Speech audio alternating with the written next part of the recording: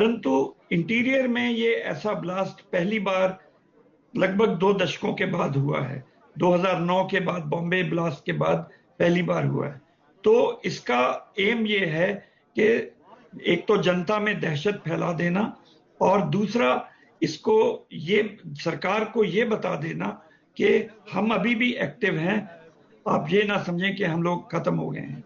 इसलिए मेरा ये सोचना है कि हमें हमारे इंटेलिजेंस और सिक्योरिटी जो एस्टेब्लिशमेंट्स हैं उनको काफी अलर्ट रहना पड़ेगा और पहलगाम के 6 महीने के अंदर अंदर इतनी बड़ी घटना फिर हो जाती है।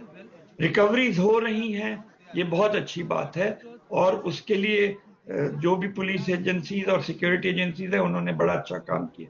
परंतु इतना सामान, जैसे लगभग कह रहे 3600 लीटर अमोनियम नाइट्रेट रिकवर हुआ, या इस गाड़ी में जो भी ब्लास्ट रिकवर हुआ होगा, वो सब चीजें आ कहां से रही हैं, कैसे प्रोक्योर हो रही हैं, इन सब चीजों के ऊपर इंट्रोस्पेक्ट करने की जरूरत है। ये लैप्सेस जो बार बार होते हैं, पहलगाम, पुलवामा, ये इन पे रोक लगाने की बहुत बड़ी आवश्यकता है। और दूसरी चीज आप देखें, दिल्ली में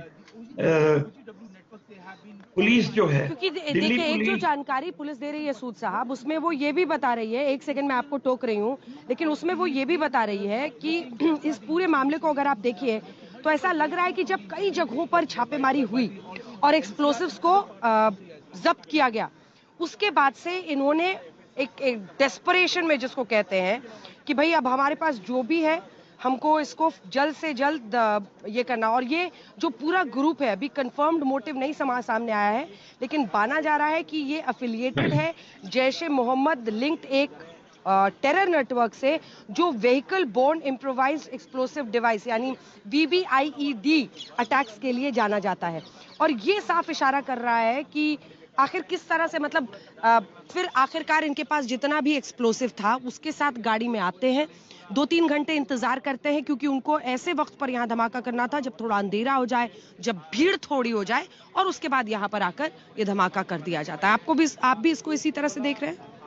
मैं बिल्कुल सहमत हूं कि जो रिकवरीज हुई हैं उससे ये लोगों ने सोचा कि बाकी और रिकवरीज भी ना हो जाए, उससे पहले पहले हम ये कार्रवाई कर लें, जिससे है कि अटेंशन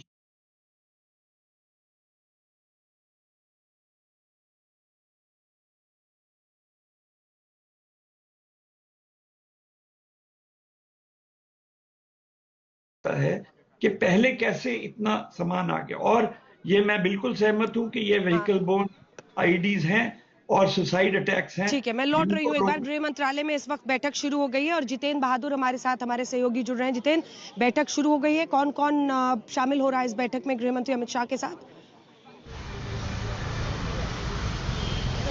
और देखिए अंजना, बैठक जो है वो 11 बजे शुरुआत होगी। केंद्रीय गृह मंत्री अमित शाह की अध्यक्षता में ये बैठक की जा रही है और सबसे बड़ी बात यह है कि इसमें दिल्ली पुलिस कमिश्नर के साथ साथ NIA की DG, NSG की DG और इसके साथ ही IB चीफ को इस बैठक में बुलाया गया है। और जो जम्मू कश्मीर के DGP हैं वो वीडियो कॉन्फ्रेंसिंग के जरिए सीधे जम्मू कश्मीर से जुड़ेंगे। तो